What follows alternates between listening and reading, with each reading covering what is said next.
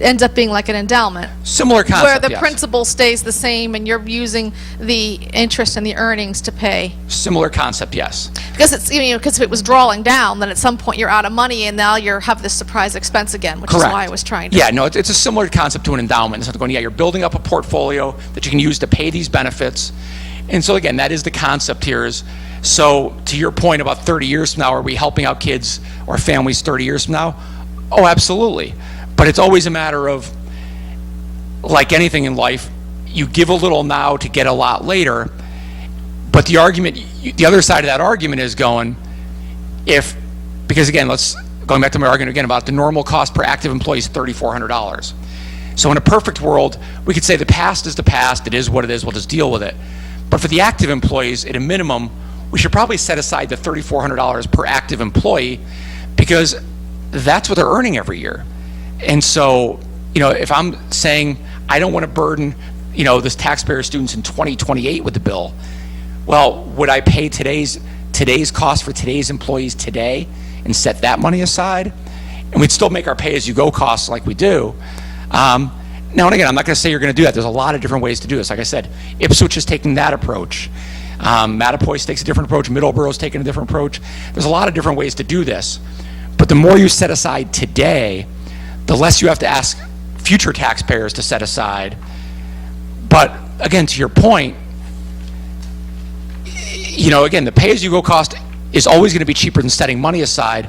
But the difference is in years, if I go out, in the out years, years 40, 50, and so on, I'm not asking for any money anymore because at that point, the plan is fully funded. There's no more need to put money in. It's already there.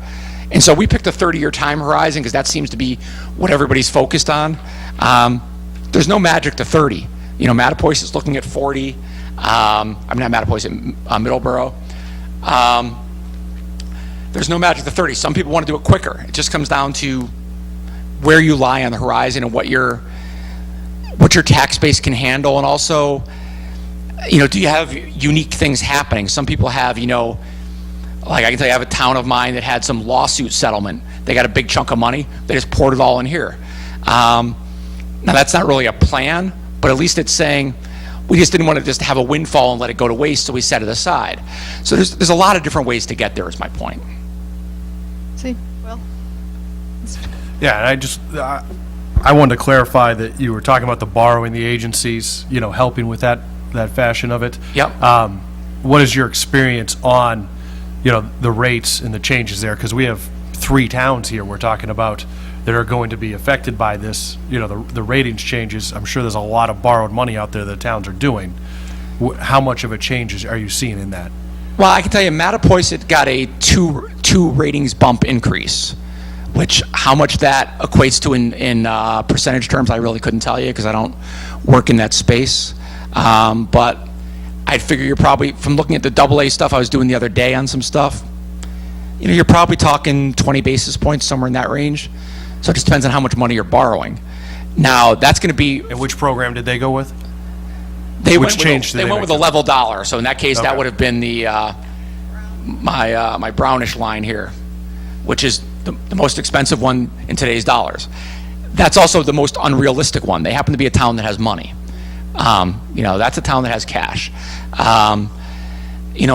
Middleborough is going to be more like a town like this.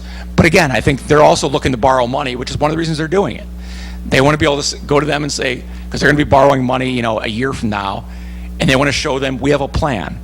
And therefore, we'll write the letter to the rating agencies and go, guys, here's the plan, here's what we've done, here's how we've addressed the issue, and we'll try and get them a bump. That's, no one is doing this just because they're nice people. There's usually a reason behind it. And the other side of it, let's be perfectly honest, is if I'm a school teacher or if I'm a administrator or a cafeteria worker, whatever it may happen to be, right now I have an unfunded promise to pay. Basically the district has said, in 2040 when you retire, we'll take care of you, we'll pay benefits for the rest of your life. Don't worry, there's no cash set aside, we'll take care of you. This says we get $100 million, $90 million set aside to make sure we can actually make the benefit promise. So that's part of the reason too, is if I'm an employee, it shows me there's actually cash backing the promise rather than a bucket of IOUs saying, we'll take care of it. But again, you need money. It's easy to say we should fund, right until I say, do you have 500 grand a year to set aside, or 200 grand, or $1 million, or whatever. Funding in the abstract, everybody's for. Everybody's just like everybody's for all kinds of other things until I say, oh, by the way, it's going to raise your taxes by, 10%. Whoa, I didn't mean that. So, in the abstract, everybody's for funding, right until it comes time to put up the money. So I get that.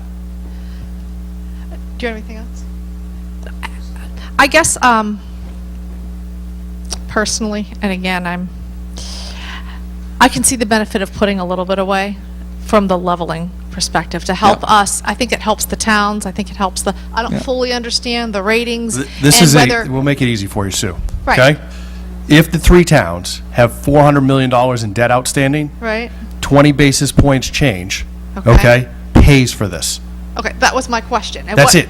At what point Yeah. do you have that trade-off? So I don't know what the towns have for outstanding debt, but it gets paid for if. Well, but again, you're And outstanding. this is just the just districts? using the This is assumptions here. Is this just the district's debt? This is just the district's debt. This doesn't change the town's ratings, and it doesn't change the town's ability to borrow? Absolutely it does. Because, there's $50 million that it may be the district, but when it comes down to it, it's the 3 towns pay for it. What I guess what I'm saying is if the town of Townsend built their fire station and they have debt associated with that debt isn't involved in this conversation.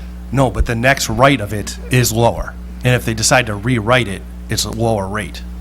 Yeah, that's really where the issue comes Okay. into play, is if I'm the town of Pepperell and I'm a rating agency looking at Pepperell, I know that basically this $50 million flows back to the 3 entities.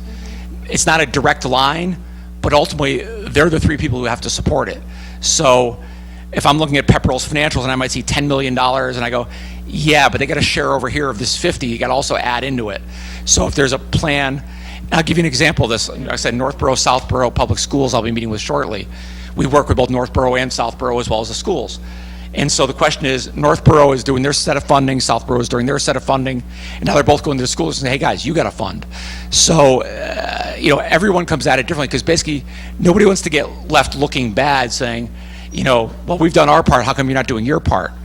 But, again, I'm not saying funding is good or bad. It's your guys' budget, and you guys have to decide what makes sense. So hopefully it doesn't come across that I'm pushing one scenario or another. It's just really a matter of what makes sense for you guys, what your tolerances are. It does provide smoothing. I mean, that's a key element here. Because again, if you get out here and you have, $8-10 million set aside, and, it's a particularly bad year, we got the 18% rate increase, and you say, listen, guys, we're not saying to pay the whole thing, but we're going to take $1 million out of it to kind of smooth the budget so we don't have to lay off 13 teachers and shut schools 12 days early or whatever it happens to be. So that's really the rationale behind it. But it's not meant for smoothing out in a good year. It's really meant to smooth out the exceptions. You have the recession, you have anomalies. Otherwise, you let the assets accumulate so that you can really fully fund this thing. But we can only use that money for retirement, though. We couldn't just take it out and use it for something Correct. else. You can only use it for the So retirees. we want to make sure we have enough retirees that we're Correct. But I mean, in today's dollars, you've got $2 million. Out here, you've got, 6 and then $8 million. So, you're going to always have a significant chunk of money going to your retirees. So, if you needed to say, well, listen, we need to take $1 million to pay for this. Well, fine, you take $1 million to cover the retirees and you pay the full active bill. It's 6 of one, half a dozen of the other. You get to the same place. No, and that was my next question, and you jumped on it, which is great, which was how much do you have to put in to make, what's the optimization point? And that'll be an interesting thing. That probably will affect, some of this funding decision too. And I can't honestly tell you where, the rating agencies are going to say, okay, this number, we give you a great thing. Right. But again, as I come back to what we've seen, and this is only my experience, we've seen is they want to see a plan. Now that plan, like I said, you could